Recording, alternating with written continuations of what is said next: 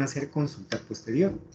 Bueno, en la presentación que tenemos publicada se explica el concepto de usuario. Es un poco ajeno a la arquitectura porque tradicionalmente no lo ven con tanto detenimiento como lo vemos dentro del campo del diseño industrial, porque los productos arquitectónicos no se hacen normalmente para un solo conjunto de usuarios. Me explico. Por ejemplo, si vamos a hacer un mouse o a diseñar un mouse y el mouse va a ser para gamers, tenemos un grupo de usuarios muy específico. Y es muy poco probable que se diseñe un edificio completo que sea únicamente para gamers. Normalmente los edificios tienen grandes cantidades de usuarios que podrían interactuar con ellos. Por tanto, no es que no produzca utilidad dentro de la arquitectura, es que es menos usual debido a que el objeto de estudio es diferente. Sin embargo, eso no quiere decir que no le dé utilidad, por el contrario, más bien determinar los usuarios, es decir, si forma parte del proceso arquitectónico y si empiezan a tener mucha mayor claridad de cuáles son las necesidades que tiene cada uno de esos grupos de usuarios que van a tener un beneficio de la obra arquitectónica, pues van a tener un medio excelente para diseñar, para evaluar sus propuestas y también para evaluar el resultado final. Lo primero que tenemos que entender es el concepto de usuario. ¿Okay? Usuario tiene dos posibles significados dentro de nuestro encuadre. El primero, un grupo de personas. Es un grupo de personas que tienen características similares, deseos similares y sobre todo una necesidad similar. Y eso implica entonces que tienen un problema similar que resolver y ese problema está desatando una necesidad. Por tanto, cuando hablemos dentro del curso del usuario, vamos a entender ese usuario como un conjunto de personas que tienen necesidades similares. El otro posible significado de usuario es una persona, me explico, un usuario, un ser humano que tiene una necesidad específica, que también es posible. Sin embargo, para nosotros, en adelante, cuando hablemos del usuario, nos estamos refiriendo a un gran conjunto de personas. Quiero mostrarles, voy a compartirles pantalla para mostrarles un proyecto de graduación de arquitectura. Yo tuve la fortuna de ser lector de este proyecto y de participar un poco en su proceso de diseño. Y en el tercer capítulo habla sobre el usuario. Este estudiante hizo un excelente abordaje desde ese punto de vista. Y eso hizo que su proyecto tuviera una validación muy clara, muy precisa y muy exacta. Yo ya he participado como lector de algunos otros proyectos de graduación de arquitectura y este es el que más me ha convencido en ese sentido porque se mostraba, el estudiante demostró mucho el dominio del caso de uso específico para cada uno de los usuarios y pudo demostrar cómo su edificio respondía a las necesidades que sus usuarios tenían. Y eso no fue casualidad, es que en realidad hizo un estudio muy exhaustivo de quiénes eran los grupos de personas que iban a tener necesidades específicas dentro de la Municipalidad de Aserrí, que es una propuesta arquitectónica para crear un edificio para la Municipalidad de Aserrí. Entonces, cuando él determina al usuario, primero hace un estudio del cantón, hace una investigación para ver demográficamente cómo es el comportamiento de las diferentes personas, ¿verdad?, que integran las diferentes partes, los diferentes distritos, perdón, del cantón de Aserrí, desde diferentes puntos de vista. Entonces, a partir de esto, él empieza a tener mucha información útil para poder comprender quiénes son las personas que integran el cantón y cuáles son sus necesidades acerca de la municipalidad. Con esta información que tenemos anteriormente, él determinó estos tipos de usuarios, que son los trabajadores, que se dividen en dos tipos, los permanentes y los temporales. Esto por cuanto dentro de la municipalidad hay personas que permanecen ahí todo el día, que necesitan un espacio de oficina, porque van a estar trabajando ahí todo el día, y hay otros que son temporales. Por ejemplo, los regidores que de repente solamente van a sesionar, pero que no permanecen en la municipalidad todo el día. Tenemos también un usuario que podría ser turista, debido a que la municipalidad de Aserrí tiene una estética bastante particular y una historia particular de uno de los arquitectos más famosos de este país y también de los más prolíficos. Es usual que haya turistas que le tomen fotografías a ese edificio. Después los ciudadanos locales, los visitantes, y él definió entonces esta serie de usuarios. A partir de ello entonces empieza a darles una caracterización a cada grupo de usuarios y determina cuáles son las necesidades. Entonces, este registro fotográfico que ven por acá demuestra, por ejemplo, cuáles son las necesidades de y las carencias que tienen en este momento los trabajadores, tanto los permanentes como los que van a estar temporalmente. Y pueden ver la magnitud del desastre. Aquí pueden notarse entonces las carencias que están viviendo los otros usuarios, los que tienen que ir a pagar servicios, por ejemplo. Entonces puede notarse como para una persona con silla de ruedas esto de verdad es un desastre de accesibilidad, a pesar de que se creó la rampa. Noten aquí, por ejemplo, que tenemos una rampa de acceso que está ocupada por una fila de personas que van a pagar los servicios. Después, noten entonces que la pretensión en este momento es que alguien en silla de ruedas permanezca con sus brazos tensos en esa rampa haciendo fila, lo cual tampoco tiene mucho sentido. Y si alguien quiere entrar en silla de ruedas, hay que quitar a toda esa gente para que pueda tener el paso, el acceso. Lo cual entonces le quita a la persona la posibilidad de la independencia, que es lo que más se busca cuando alguien tiene algún tipo de, ¿cómo se llama?, de capacidad física limitada de traslado. Con esa información, él entonces genera los perfiles de las diferentes personas. Paola, por ejemplo, es la persona que va a representar al grupo de usuarios de funcionarios permanentes. ¿Qué es esto que tenemos aquí? Es el perfil de alguien, de una sola persona, que es ficticia, que está inventada. De hecho, inventada no es la palabra, está diseñada. Y dentro de esta descripción se encuentra entonces una síntesis de lo que todo el grupo de usuarios entonces tiene como preocupación, tiene como deseo, tiene como necesidad o tiene como motivaciones. Si ya vieron la plantilla de nuestros mapas de empatía, la información que tenemos aquí adentro es diferente.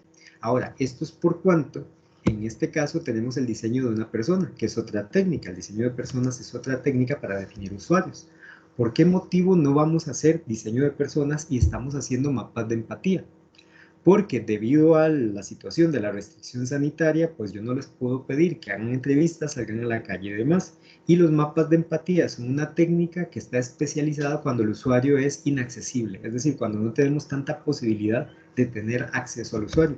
Entonces, se utiliza en estos casos. Y por ese motivo, entonces, estamos utilizando el mapa de empatía.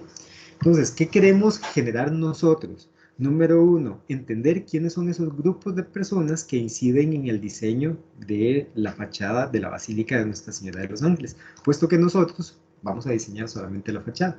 O la determinación del ejercicio es así, solamente diseñar la fachada. Si ustedes quieren diseñarla completa, eso yo no se los voy a impedir. A partir de cada uno de los grupos de usuarios, pues entender qué es lo que ellos necesitan, qué es lo que ven, qué es lo que viven, etcétera, para poder tener un proceso de empatía con ellos. Es decir, para no pensar en los grupos de usuarios como una masa de gente amorfa, sino más bien como personas que tienen necesidades y yo, sensiblemente, como otro ser humano, puedo ayudarle a estas personas a satisfacer esas necesidades. Entonces, una vez que tengo la información del grupo completo, yo diseño a una persona, a un ser humano, en este caso es Paola, en este otro caso es Alejandro, ¿ok? Que tiene dentro de sus características todas o la mayor parte de las características del grupo de usuarios para poderla utilizar en el proceso de diseño del edificio. Entonces, cuando se tiene una determinación del usuario y yo estoy enfrentando el proceso de diseño, pues, por ejemplo, tenemos a don Carlos. Don Carlos es un ciudadano local, tiene 74 años, es chofer de autobús pensionado, es católico, es casado, tiene 8 nietos, le gusta ir al parque, vive en las Tres Marías en Acerrí. Entonces notarán que don Carlos ya es un adulto mayor. Por tanto, él va a tener necesidades especiales. ¿Ok? ¿Por qué motivo se decidió que fuera un adulto mayor y no una persona de 35 años?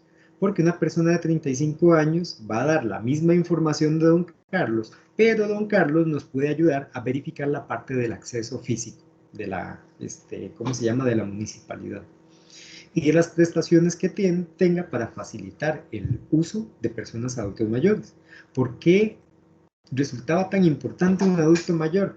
Porque la población costarricense está envejeciendo. La municipalidad sería construida, supongamos, idealmente en unos 5 años. Y después, durante un proceso de 20 años, la cantidad de adultos mayores va a ser mucho más grande. Por tanto, van a haber mayor cantidad de adultos mayores que tengan necesidad de hacer trámites o resolver pagos dentro de la municipalidad. Entonces, debido a esa circunstancia, el estudiante, Roger, decide hacer que don Carlos sea más bien un adulto mayor.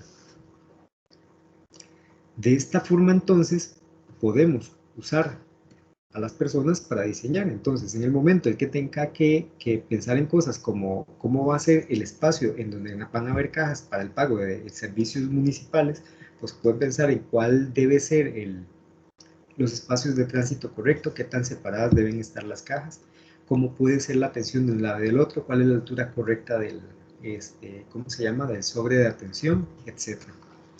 Y de la misma manera, cuando tiene la propuesta arquitectónica y tiene que defenderla ante un jurado, puede utilizar las personas para indicar cómo el edificio satisface las necesidades de cada grupo de usuarios. Entonces, como Rafael, por ejemplo, representa al grupo de turistas, después Rafael, como persona, integra todas las necesidades del usuario turista. Y se emplea Rafael para poder contar cuáles prestaciones tiene el edificio que satisfacen la necesidad de un turista. ¿Comprenden, chicos? ¿Dudas hasta el momento?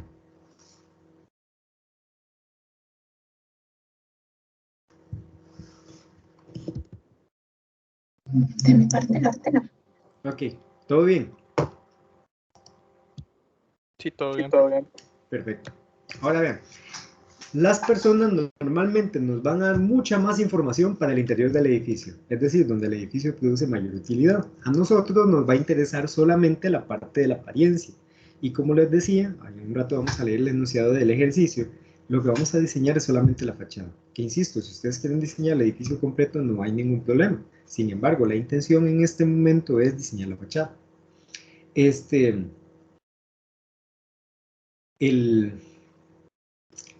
En este caso, las personas sí van a tener una influencia, es decir, todos tienen una expectativa acerca de la fachada y acerca del diseño del exterior del edificio.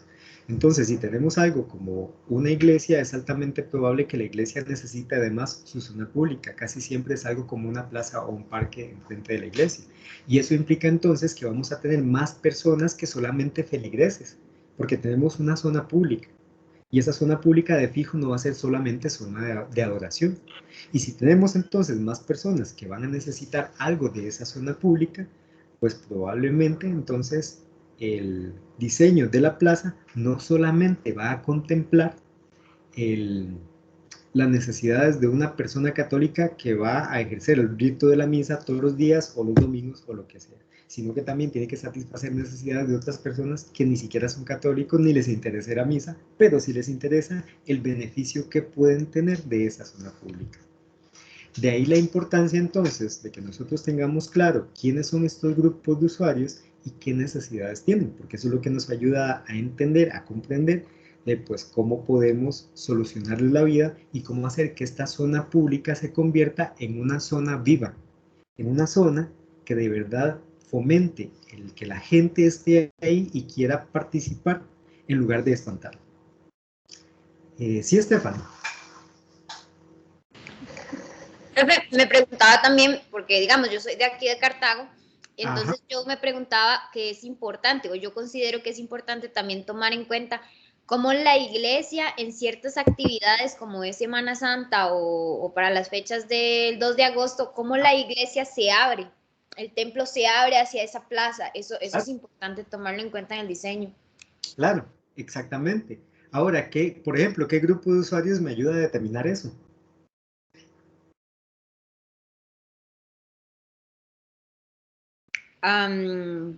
No sé, la iglesia, es que digamos, está la iglesia y el templo, sí, sería como la comunidad de la iglesia, aunque también ahí siempre andan como vendedores, eh, los peregrinos, hay muchos tipos de usuario.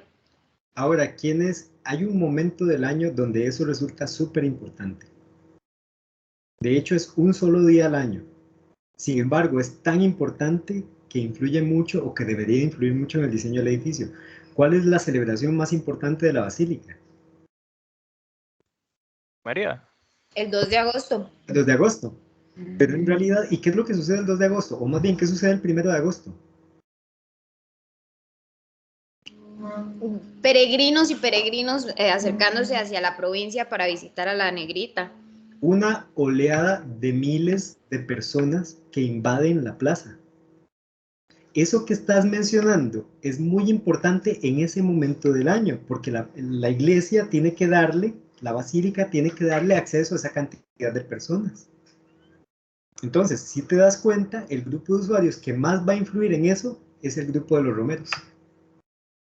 Que una persona que vive a la par de la iglesia y que puede ir todos los días.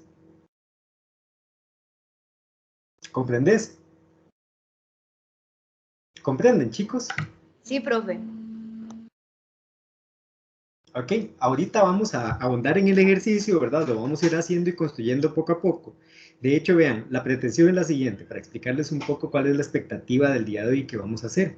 Vamos a determinar todos como grupo, como conjunto, 5 usuarios. Ok, yo ya sé que con 5 usuarios podemos trabajar. Yo ya tengo definidos más o menos en mi mente cuáles podrían ser, sin embargo, ustedes los van a construir. Una vez que tengamos la determinación de esos 5 usuarios, nos vamos a separar en grupos de trabajo que ya están determinados para el proyecto. Si ya vieron el enunciado, pueden haber notado que ya los grupos de trabajo están hechos. Y cada grupo de trabajo se va a dedicar a la definición de un usuario. Ok, de manera que hoy al mediodía ya tengamos básicamente listos los perfiles de cada uno de esos usuarios. Y si tienen que llevarse algo para producir la casa, sea muy, muy poco. Ok, la pretensión que yo tengo como docente es que el día de hoy quede el trabajo listo y ustedes queden libres de toda culpa para trabajar solamente en la maqueta. Y si tienen que trabajar en el tema de los mapas de empatía, en realidad que sea o solo pasarlos en limpio, o construir muy poco, o afinarlos un poquito más. ¿Entendido?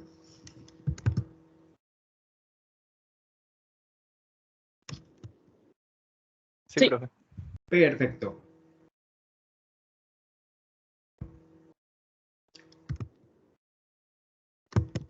Un segundo para abrir el enunciado.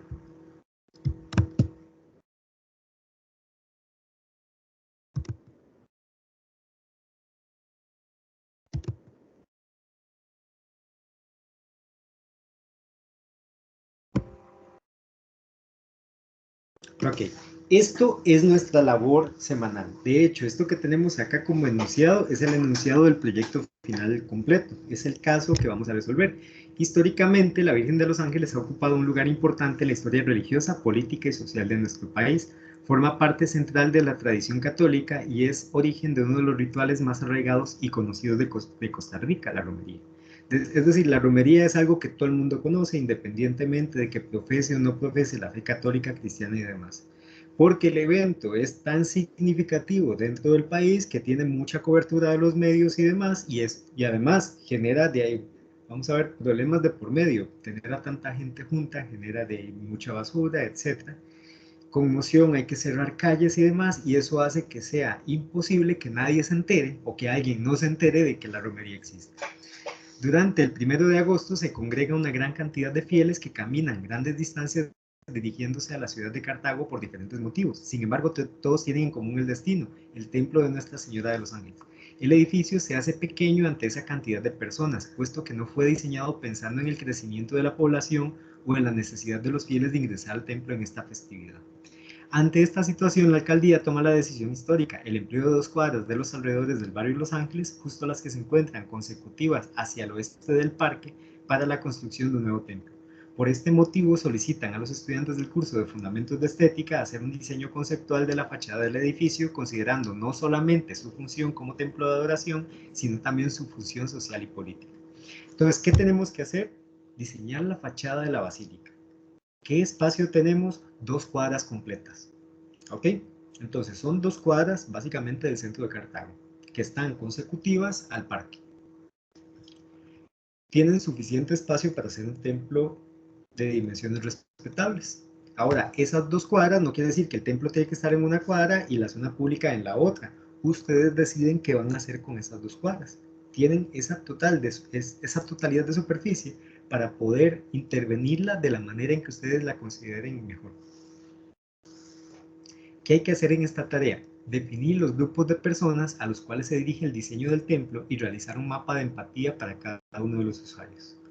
¿Qué se supone que tenemos que aprender de todo esto? Definir los grupos de personas involucradas en el diseño de un edificio, reconocer las características de un usuario que están relacionadas con el diseño de un edificio, sintetizar la información obtenida acerca del usuario en un mapa de empatía, la capacidad de organizarse en equipos de trabajo, desarrollar habilidades de comunicación y negociación, desarrollar la habilidad de la observación y experiencia en el registro de trabajos. Estos objetivos de aprendizaje que tenemos de aquí para abajo, van a ser comunes a todas las tareas y trabajos que hagamos. Son objetivos de aprendizaje transversales que se desarrollan precisamente en la longitudinalidad del proceso. Y me falta esta última habilidad para analizar y sintetizar información. ¿Cómo hay que hacerlo? Bueno, primero vamos a hacer una tormenta de ideas en la que se pueda definir cuáles son los posibles grupos de personas que están involucrados con una basílica, sea porque la basílica tiene como condición ser un templo de adoración, tiene como condición ser un edificio público o tiene una condición de ser símbolo nacional. Entonces, podemos tener personas que están involucradas con el templo porque son católicos y ejercen los diferentes ritos de la religión católica, pero también podríamos tener personas que están involucradas porque la basílica es un edificio público, lo cual hace que todo el mundo lo conozca y que muchas otras personas puedan tener una relación con el edificio sin que esta relación sea necesariamente religiosa, o porque tiene una condición como símbolo nacional. Es decir, de alguna manera la basílica pues ya está muy arraigada dentro de la tradición costarricense y a pesar de que uno no profese la misma religión, pues la reconoce como un símbolo. Para cada grupo de usuarios, determinar qué cosas ve desde su posición de vida. Esta información no son sus conclusiones, sino literalmente lo que puede presenciar que sucede en el edificio, sus alrededores o del comportamiento de personas dentro del edificio. ¿Qué quiere decir esto? Que lo que ve no es lo que piensa, no son sus interpretaciones, es lo que ve solamente y es un registro de lo que estamos viendo, como si estuviéramos haciendo una observación de campo, en la cual uno registra solamente lo que está viendo, sin registrar sus insights, lo que yo creo o los motivos por los cuales yo creo que las personas hacen eso. Determinar qué cosas oye acerca del edificio. De nuevo, esto no es registrar lo que piensa acerca de lo que oye, sino la información que puede oír o leer acerca del edificio o de las personas que emplean el edificio o de las cosas que suceden a su alrededor. Tercero, determinar qué dice y qué hace este grupo de usuarios. Esto no es un registro de lo que piensa, sino literalmente de su discurso acerca del edificio y un registro de su comportamiento acerca de él o con respecto a él. Después, determinar lo que piensa y siente. Ahora sí, se pone aquí lo que ese grupo de personas puede estar pensando y sintiendo acerca del edificio. Entonces, ¿qué es lo que queremos valorar con estas 4 instrucciones? En las primeras 2, la dimensión externa al usuario, es decir, toda la información fuera de él que puede influir en su percepción del edificio. En estas 2 instrucciones es la dimensión interna del usuario, es lo que él, cómo él se comporta y qué es lo que él piensa. Ahora, tiene estos dos componentes, precisamente porque una cosa es lo que nosotros decimos como seres humanos y otra cosa diferente es lo que nosotros hacemos. Según la materia que vimos ayer, normalmente sabemos lo que nos gusta, pero no estamos muy claros del por qué nos gusta. Eso hace que nuestro comportamiento pueda, en algunos casos, tener una diferencia muy grande con respecto a lo que yo digo. Es decir, que lo que hago y lo que digo son cosas diferentes. Lo que queremos verificar al separar estos 2 órdenes de información es qué tan consistentes es un lado del otro. Y a partir de ello poder entender si se producen diferencias, el porqué de esas diferencias y cómo eso nos puede dar información útil para poder resolver el proyecto. Estas 4 preguntas anteriores, entonces, o sea, sus respuestas deben ser analizadas para contestar las siguientes 2, que son como el corazón del mapa de empatía. La primera, ¿cuáles son los esfuerzos que realiza? ¿Qué quiere decir esfuerzos? Es todo aquello que genera una necesidad en el usuario. Son, por así decirlo, puntos de dolor. ¿Okay? Son como dolores, cosas que son carencias y que la persona querría resolver. Preguntas clave que podríamos tener es algo como ¿qué es aquello que le causa dolor? ¿Qué le causa una carencia? ¿Qué le causa una necesidad? ¿Qué cosas le molestan? Esto se refiere entonces, en el caso del edificio, a cuáles son aquellas cosas que pueden significar un esfuerzo extra para su vivencia, su uso, para obtener el beneficio que el usuario tiene del mismo. Luego de aclarar los puntos de esfuerzo o dolor, se tiene la información clave para aclarar la pregunta, ¿cuáles son los resultados que espera obtener? La segunda pregunta entonces es más bien, ahora sí, tengo de este lado los puntos de dolor, aquello que necesita, aquello en lo que tiene, presenta carencias, y lo que sigue es contestar, ok, tiene esta carencia.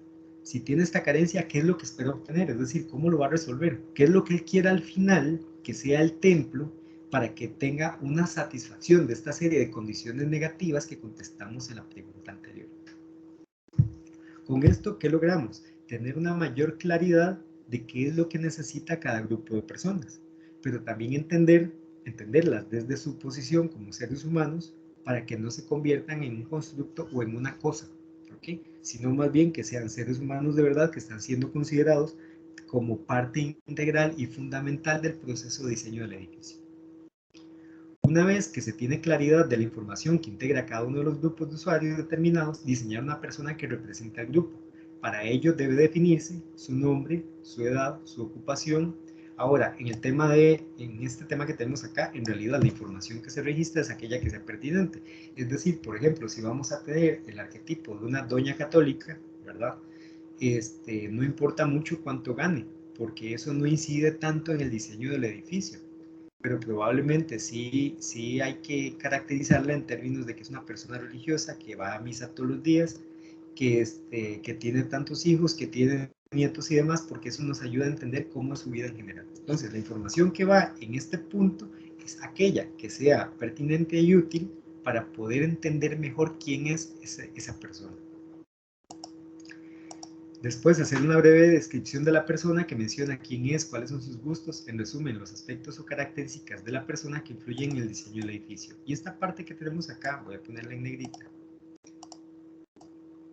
es la parte determinante, es decir, aquí se hace como una pequeña historia para contar quién es la persona, pero esa historia tiene que mostrar de alguna manera cuál es su relación con el edificio, cuál es la necesidad que tiene, porque no se vale, digamos, poner, o sea, el arquetipo de la señora católica, por ejemplo, y después aquí contar que la señora católica se levanta todos los días, ve el programa de Buen Día, hace su almuerzo, atiende a su señor y por la noche se acuesta. Toda esa información no habla de su relación con el templo. Por tanto, sí puede ayudarme a entender quién es ella, pero no me ayuda a entender entonces qué relación tiene ella con el templo. En cambio, si dice algo así como la señora católica se levanta todos los días, hace su desayuno, le prende la velita a San Ignacio, ya empiezo a entender que es una persona religiosa, por tanto tiene alguna relación con el templo. Después de hacer todas sus labores domésticas, entonces llama al sacerdote porque prometió ocuparse de la decoración del altar, bla, bla, bla, etc. Y ya ahí entonces empezamos a tener una relación cercana con el templo. Ahora, esta historia, por supuesto, debe crearse a partir de la información de ese grupo de usuarios de los cuales yo extraje a la señora católica como representante. Entonces, tiene que ser información consistente que pueda caracterizar a la mayor parte de ese grupo de usuarios. ¿Van comprendiendo, chicos? Sí, profe. ¿Vamos bien?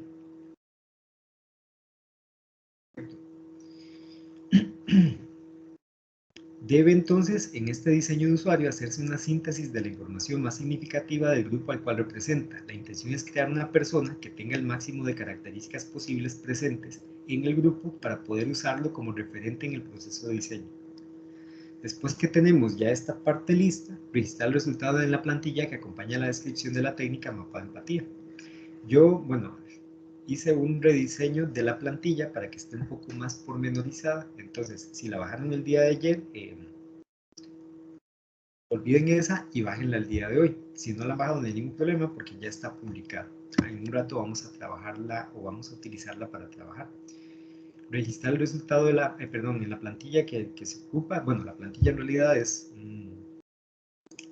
¿cómo se llama? Un machote en el cual tenemos espacios para ir contestando cada una de esas preguntas y sirve como síntesis de la información, como un perfil de la persona que fue creada, que es un resumen a su vez de las características principales del grupo de usuarios a los cuales esta persona representa. ¿Cuáles son las reglas? El caso será resuelto a través del trabajo en equipo. Cada equipo de trabajo estará formado por un máximo de 5 personas. Los equipos serán formados por el profesor de curso. Los estudiantes no podrán decidir cambiar de grupo. Si algún estudiante no aparece registrado en el documento de tarea o trabajo práctico respectivo o aparece en otro grupo que no fue designado por el profesor, no se le asignará la nota respectiva. El informe debe ser entregado en digital PDF en un solo documento. No se aceptarán documentos separados o fragmentados. el mapa debe ser realizado en la plantilla entregada o en una similar. Es decir, digamos, vamos a ver, yo les estoy entregando en este momento un documento que es una plantilla para ayudarles a ir haciendo el proceso paso a paso, pero no necesariamente tienen que entregarlo sobre ese documento, es decir, ustedes podrían dibujarlo. La condición es que la información esté distribuida de la misma manera. Esto por cuanto esa distribución de la información es lo que facilita el entendimiento de quién es la persona. El peso del archivo no debe superar los 50 megas. Si esto sucede, debe emplearse un servicio de reducción del peso del mismo y la entrega será el miércoles 16 de diciembre, dícese dentro de 8 días, la entrega oficial. Contarán con todo el día para hacer la entrega, sin embargo, se recomienda, por supuesto, considerar los márgenes de tiempo para prevenir cualquier eventualidad. La entrega es a través del TEC Digital, pero igual que se los dije ayer, si tienen cualquier problema con el TEC Digital, podemos hacerla también a través del Teams. ¿Ok? En la sección de archivos simplemente le ponen el nombre de la tarea, el número de grupo y listo, todo bien. ¿Cómo se dan los grupos de trabajo? Ya aquí están armados. También dentro del Teams les creé ¿cómo se llama? Un canal para cada uno de los grupos de trabajo. Dentro de un rato, cuando tengamos que trabajar por grupo de trabajo, pues se van a ir de la sesión general y van a ocupar cada uno de esos grupos de trabajo para diseñar el perfil. Que hay que entregar un informe digital que contenga las siguientes secciones: portada, definición de los grupos de usuarios y un mapa de empatía desarrollado para cada uno de los usuarios. Esto se refiere solo a la última página de la plantilla, la que integra la información desarrollada en el procedimiento y evidencias de la realización de la tarea. Sin embargo, no les voy a solicitar a ustedes las evidencias de la realización de la tarea porque la vamos a hacer en clase.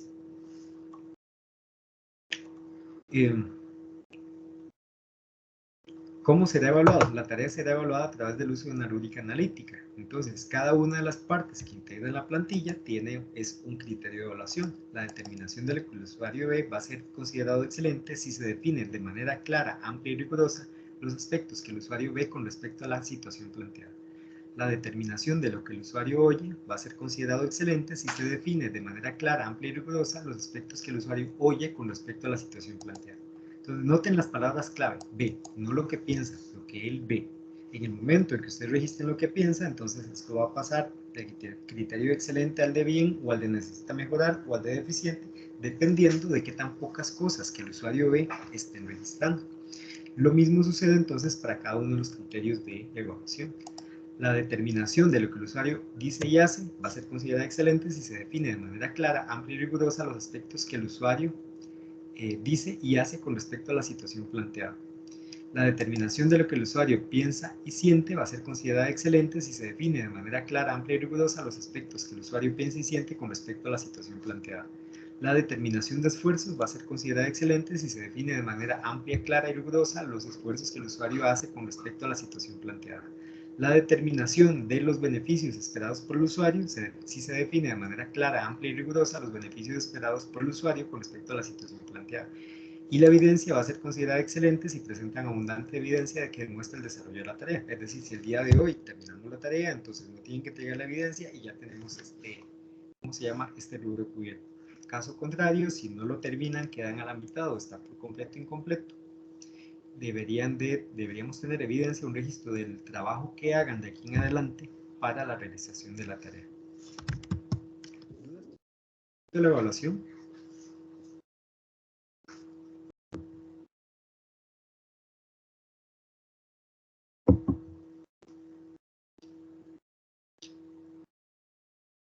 Parece que no.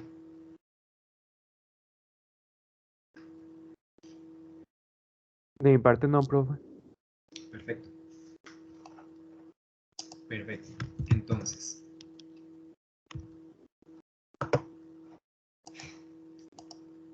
voy a dejarles de compartir. Y antes de iniciar con los mapas de empatía, voy a mostrarles un proyecto del semestre anterior. Déjenme un segundo para ubicarlo.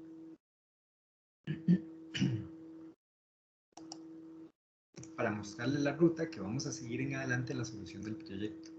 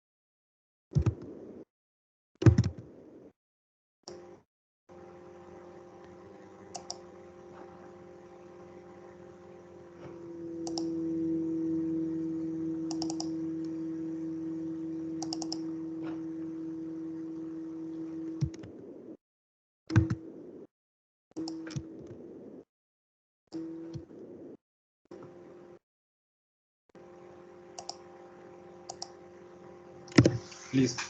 El proyecto del semestre anterior fue el diseño de la apariencia esperable para la casa presidencial en Costa Rica.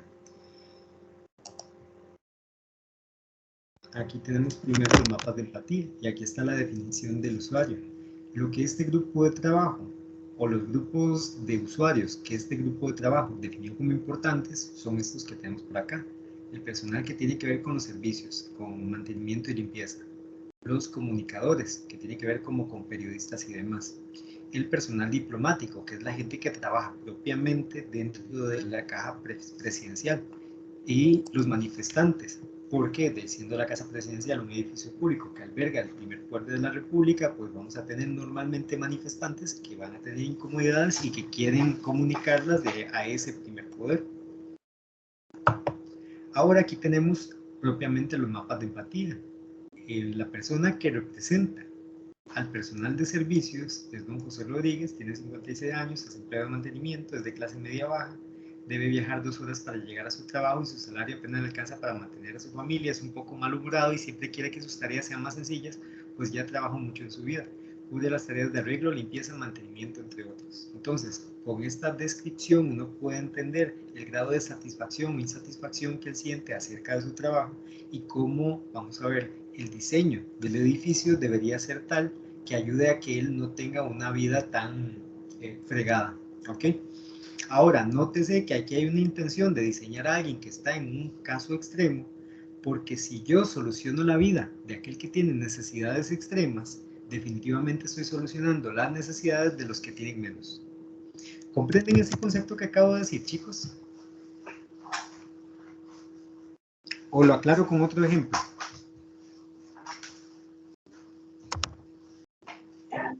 Si puede mostrar otro ejemplo. Sí, listo, con mucho gusto.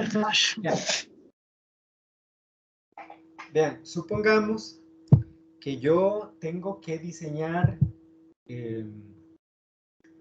como una agenda, digamos. Y entonces determino a diferentes grupos de usuarios. Entonces supongamos que determino a alguien como un estudiante, que probablemente necesite una agenda también para poder administrar su tiempo, para mantener un registro de las cosas que hacen el tiempo y poderlo administrar mejor. Entonces, supongamos que entonces dentro del grupo de estudiantes yo tengo a varias personas que podrían ser el representante de este grupo de usuarios de estudiantes. Una de esas personas es un estudiante organizado, ¿ok? Otra es un estudiante distraído y otra podría ser un estudiante, digamos, regular, es decir, que ni es exactamente distraído, pero tampoco es tan riguroso como el que sí es muy organizado. ¿Cuál de los tres creen que me pueda dar más información y que pueda cubrir las necesidades de los demás? ¿El organizado? ¿El desorganizado? El distraído, desorganizado. Exactamente. ¿Por qué motivo? Porque él es muy poco hábil. Al ser poco hábil, yo tengo que buscar la manera de facilitarle la vida. Si yo logro que el que es desorganizado, ¿okay?, registre todo en la agenda, esa agenda va a ser perfecta para los otros dos. ¿Comprenden?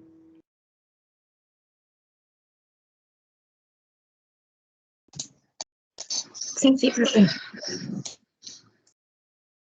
Perfecto. Chicos, recuerden que cuando les digo comprenden, pueden utilizar en la parte de reacciones el like. Ok, eso aparece y desaparece solito si no me equivoco. Entonces, de esta manera yo me voy dando cuenta de qué tantos van entendiendo, qué tantos no, y si es necesario dar alguna otra explicación.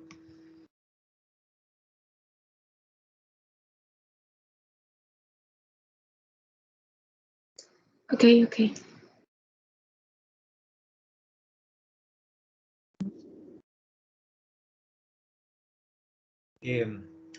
Es por completo necesario considerar que esa persona tenga un comportamiento extremo, porque entre más extremo sea, pues más personas van a verse beneficiadas, más necesidades de personas se van a ver beneficiadas. Lo que hay que procurar es no hacer un perfil tan extremo que resulte en una exageración, por así decirlo, toda una telenovela de ser humano. Eso tampoco podemos lograrlo, o tampoco se debería de hacer de esa manera. Les voy a dar otro ejemplo que es más como de la vida real. Digamos, todos los cursos que yo imparto son diseñados a partir de una determinación primero de usuarios. En los cursos de primer ingreso tenemos la determinación de 4 tipos de usuarios. Esto lo hicimos un compañero y yo ya hace bastantes años. Al principio teníamos en realidad solo 3, que eran un estudiante de alto desempeño, un estudiante de bajo desempeño y un estudiante con dificultades de aprendizaje. ¿Okay? Ahora, esto no dice mucho. Para determinar a los diferentes usuarios necesitamos caracterizarlos un poco más. Hay que definir algo que se llama el arquetipo. El arquetipo es un modelo de comportamiento.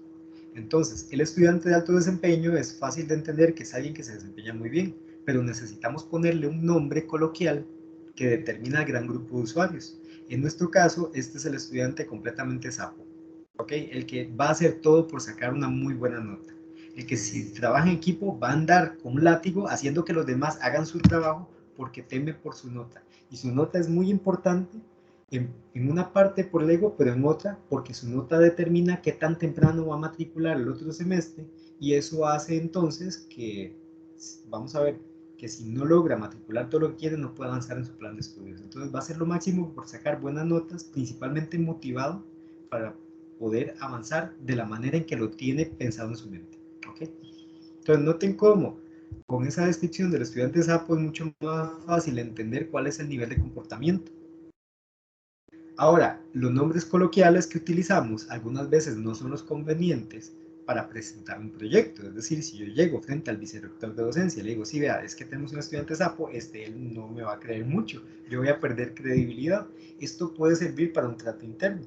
Cuando yo tengo que dar una comunicación externa, digamos, presentar un proyecto a alguien o presentar los resultados del curso, o ya me ha pasado en un par de congresos que he presentado cosas como esta, entonces hay que ponerle el nombre al arquetipo que se pueda entender más fácilmente, sobre todo si el congreso es internacional, porque sapo podría significar diferentes cosas en diferentes países.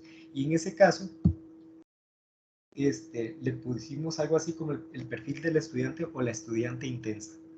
¿Ok? En este caso fue determinado como una mujer. ¿Ok? Y es una mujer porque los otros 2 perfiles que fueron creados tienen una connotación negativa, en un caso porque el estudiante es disruptivo y en el otro caso porque el estudiante tiene problemas de aprendizaje y no queríamos fomentar ninguna, ¿cómo se llama?, preconcepción de género, y por eso decidimos que la única chica que vamos a tener dentro de los perfiles iba a tener el perfil positivo, el perfil de comportamiento positivo. En el caso del estudiante de bajo desempeño, pues es el estudiante vago, es decir, no puede ser más claro, es el estudiante vago. Y ese es su perfil de comportamiento, él va a hacer el mínimo esfuerzo. Curiosamente es uno de los estudiantes que más se preocupan por perder el curso, es algo que le preocupa muchísimo, pero nunca hace nada por pasarlo, tampoco. Busca todas las lagunas legales que pueden existir en términos de los enunciados para poder saltar la baranda y tener los 0.5 puntos que necesita para que la nota le dé 67.5, se redondea a 70 y pueda pasar el curso. ¿Ok? ¿Por qué es importante este perfil? ¿Por qué lo llevamos hasta ese extremo? Porque si yo satisfago las necesidades del extremo completo, entonces puedo satisfacer fácilmente las necesidades de los que están en ese amplio rango. Y el estudiante que tenía problemas de aprendizaje, el arquetipo lo nombramos como el estudiante que le cuesta, porque existe una amplia gama de posibilidades de estudiantes que tienen problemas de aprendizaje. Es decir, pueden haber personas que tienen un problema que es permanente, qué decirles como alguien que tenga déficit atencional en un nivel severo y entonces necesita una atención permanente. Pero también alguien que le puede costar aprender es de un estudiante que acaba de terminar relación con el chico o la chica y entonces tiene el corazón roto. Y por un periodo aproximado de 2 años no va a mantener su capacidad de atención como fue antes de ese hecho. O que falleció el papá, la mamá o el abuelo, lo cual es todavía más trágico porque implica movimientos familiares y consecuencias familiares que hacen que él definitivamente no pueda tener su atención centrada en el estudio como lo tuvo antes. Entonces pueden haber situaciones que son permanentes o que son temporales que hacen que una persona necesite un apoyo dentro del curso.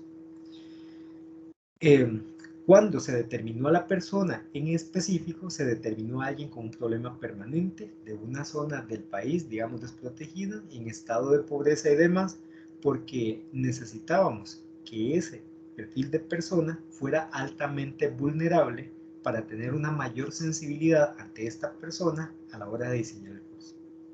Entonces, cuando se determinan los usuarios específicos, las personas que van a representar al grupo de usuarios, se procura buscar un perfil que lo lleve hacia un extremo que me haga solucionarle la vida a mucha mayor cantidad de personas.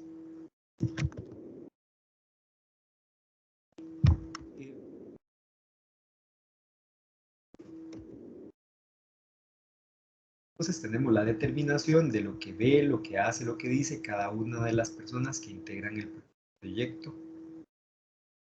Listo. Vean, aquí hay un par de preguntas que contienen errores que puedo irles comentando para que no los cometan. Entonces, por ejemplo, aquí dice, ¿qué ve? Él ve, el señor diplomático ve el jardín, las oficinas y lugares de trabajo dentro de la casa presidencial. Ve las manifestaciones que hay fuera de la misma, aglomerados en una reja. Sin embargo, no están dando la información importante, es decir, claro, él va a ver manifestaciones y las tiene al frente, y él va a ver jardines y abre la ventana y el jardín lo tiene al frente. Pero el punto de la información importante, ¿qué es lo que está viendo de la manifestación? Él ve manifestantes desordenados que tiran la basura, que están rompiendo los vidrios, que, ¿me explico? Eso sí me da información útil, me da información acerca de cómo es el comportamiento de ese grupo y qué es lo que la persona está viendo de ellos. Ahora, no hay que poner lo que piensa. Yo no podría decir algo como, él ve que los manifestantes tienen una furia intensa debido a tal y tal cosa, porque eso es una interpretación de la persona. Aquí se registra solamente lo que puede presenciar, me explico. Y lo que podría decir, registrar de lo que puede presenciar. Si alguien tira basura, él puede decir que tira basura. Si él ve que los jardines están pulcros todo el tiempo, eso es lo que deberíamos de tener por acá. Si él ve que los jardines están descuidados, entonces esto es lo que deberíamos tener por acá y es lo que me da información útil para poder entender cómo proceder a determinar las necesidades que configuran el diseño del edificio. En esta otra pregunta dice, él oye el ruido causado por las manifestaciones, oye a sus compañeros de la casa presidencial quejándose de las manifestaciones, okay. Pero lo importante son las palabras que está oyendo. Entonces, si él escuchó el ruido de las manifestaciones, pero ¿qué oyó? Oyó a un síndico que se está quejando porque bajaron los salarios, o porque van a ponerle impuestos al aguinaldo, o porque van a aprobar un proyecto de ley que le quita garantías sociales al pueblo. ¿Qué exactamente es lo que está oyendo? Es lo que hay que poner acá. Porque ninguna de estas dos respuestas que tenemos aquí da información útil, es decir, es como quedar en neutro por completo, porque no sirve para transformarla en necesidades que sean aplicables al diseño de la casa presidencial. Okay. Después de esto, lo que vamos a trabajar la próxima semana es la determinación de ejes semánticos. Los ejes semánticos son una técnica que sirve para poder definir la serie de mensajes que están presentes dentro de un proyecto. Como este caso era una casa presidencial, pues se buscan imágenes de edificios que cumplan una función pública dentro del gobierno de diferentes países y a partir de ellos entonces se hace un estudio de los edificios para ver qué posibles mensajes están emitidos y a partir de los mensajes se ordenan en un sistema de ejes cartesiano. El cómo se hace lo vamos a ver en su respectiva lección. Lo importante de todo esto es que esta herramienta nos sirve para poder ordenar los edificios en términos de significados que comparten y con ello facilitar el proceso de análisis posterior que nos ayuda a entender cuáles son las características de la composición que integran al edificio y que emiten el mensaje soy un edificio público de gobierno. este grupo de trabajo decidió emplear este cuadrante, ¿okay? Y estos ejemplos que tenemos acá en su estudio posterior. A partir de esto se determina algo que se llama la frase semántica. La frase semántica es, por así decirlo, cuál es el concepto que se va a emplear y que debería emitir el edificio que vamos a diseñar. Ellos decidieron que iba a ser público y voluminoso. Después de esto, una vez que tenemos los ejes semánticos y claros cuáles son los significados que debe emitir el edificio, pues se hace algo que se llama el inventario de categorías. Esto es ahora sí el estudio, digamos, del rayos X que nos ayuda a entender cuáles son las características en términos de composición que debe tener el edificio para poder transmitir el mensaje soy una casa presidencial o soy un edificio público de gobierno. Esto que tenemos acá es un diagrama que muestra más o menos las características principales que debe tener el edificio según el cuadrante que se estudió. Que muestra, digamos, una síntesis del cómo podría ser el edificio para transmitir el mensaje yo soy un edificio de gobierno. Después de hacer el inventario de categorías, ejecutamos una técnica que se llama mínimos comunes, ¿ok? Esta primera técnica del inventario de categorías sirve para entender cuáles son las características en términos de composición que configuran, en este caso, una casa presidencial. Ahora, esta otra técnica ayuda a reproducir la frase semántica, es decir, aquí lo que estamos buscando es la información fina que va a producir que este mensaje que ellos determinaron público y voluminoso efectivamente se cumpla. Que igual esto lo vamos a ver con detenimiento cuando hagamos la técnica en un par de semanas más.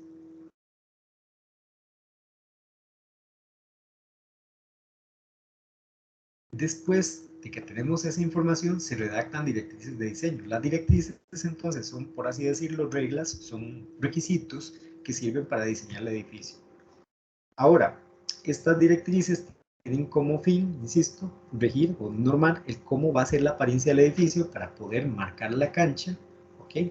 Y dejar la serie de características que van a ayudar a generar un edificio público de gobierno, ¿ok? De manera que cuando yo esté diseñado tenga seguridad de que lo que estoy haciendo efectivamente transmite el mensaje correcto. Entonces tenemos esta serie de reglas que el equipo de trabajo obtuvo. Primero, la importancia de la transparencia debe estar presente en un 50% con muros cortina que establecen los accesos en el punto focal.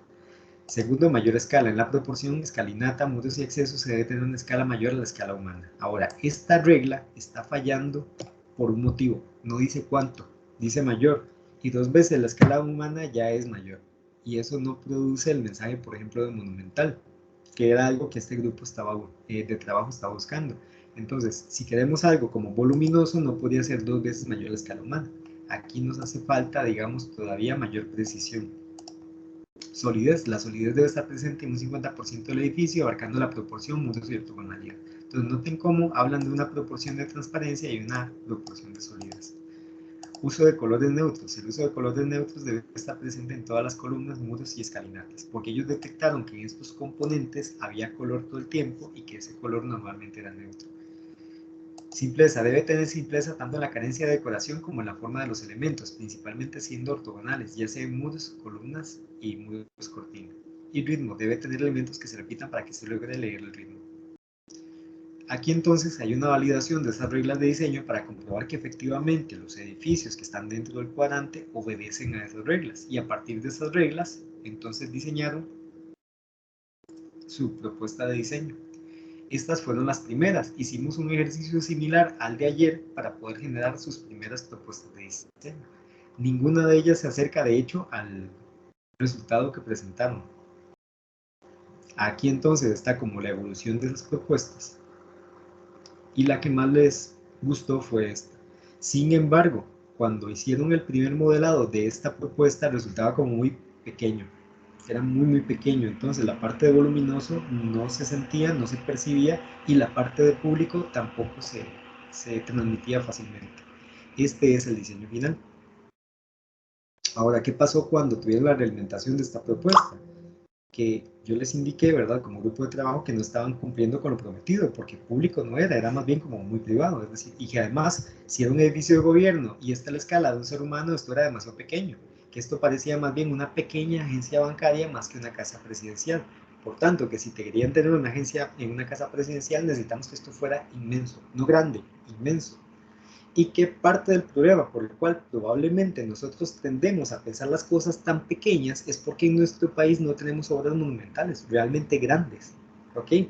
Tal vez lo más monumental que tenemos son las torres de apartamentos. Y debido a que no tenemos dentro de nuestras galerías mentales esos puntos de referencia importantes para entender qué es monumental, tendemos a reproducir cosas que son pequeñas. Cuando aumentaron la escala, por la jerarquía del edificio es dominante y además lograron apropiarse de todo el espacio de la zona pública, hacer que esa zona pública se convirtiera como en, o más bien que el edificio se convirtiera en algo muy cercano a un abrazo de esa zona pública. Y con esto ya tenemos una alta jerarquía, ahora sí tenemos un edificio que es muchísimo más voluminoso y que también se nota el carácter público que tiene, es decir, se nota cómo el edificio convive con la zona pública.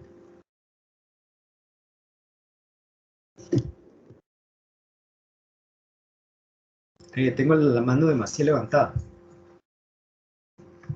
Sí, es que tenía una consulta con respecto a las directrices de diseño. ¿Sí? La idea con estas directrices de diseño es buscar cómo representar la intención en este caso, del grupo para la fachada de la casa presidencial o identificar qué cosas hacen que una casa presidencial se vea como una casa presidencial. Okay. La función que tienen las directrices en última instancia es que si yo las obedezco, se reproduzcan los significados correctos que debe tener el edificio.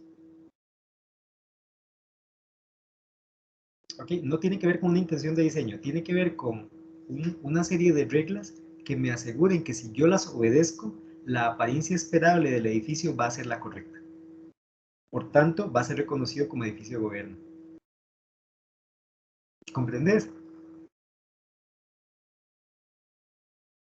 Sí, sí, gracias. Con gusto.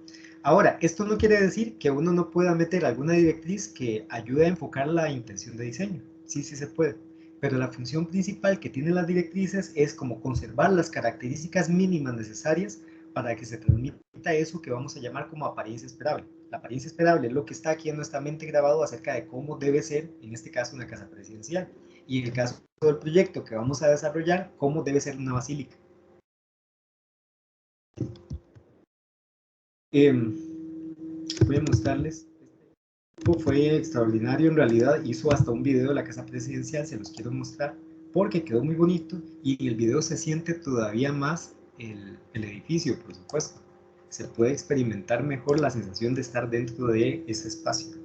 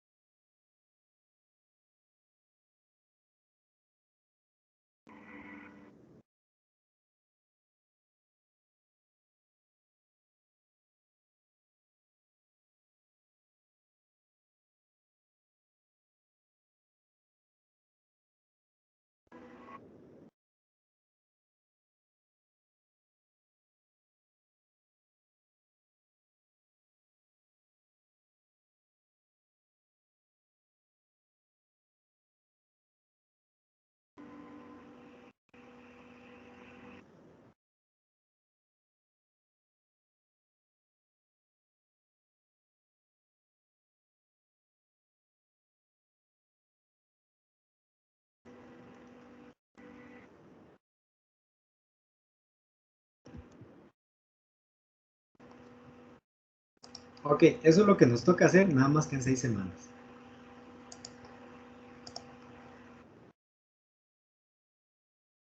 Uy.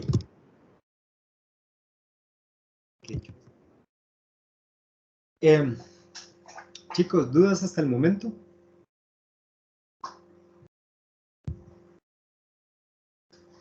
¿O ya los asusté bastante? Profe, una pregunta, hay que hacer, digamos, hay que hacer el modelado y todo, como usted lo acaba de enseñar. No, Ok. No, vamos a ver. Ustedes pueden utilizar el modelado como una herramienta, sin embargo, yo no les exijo hacerlo modelado. No necesariamente tiene que ser así. Podría ser, digamos, un render, pilot, etcétera, pero de la suficiente calidad para que puedan mostrarse la realidad de los materiales. ¿Sí me explico? Este grupo de trabajo lo hizo así porque ellos lo definieron de esa manera. Ellos decidieron hacerlo de esa manera, pero no es un requisito del proyecto. La representación gráfica o la técnica de representación gráfica queda por completo a libertad de decisión de ustedes.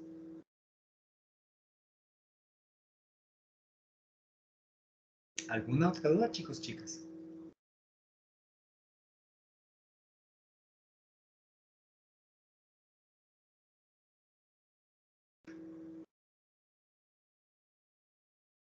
¿No más dudas?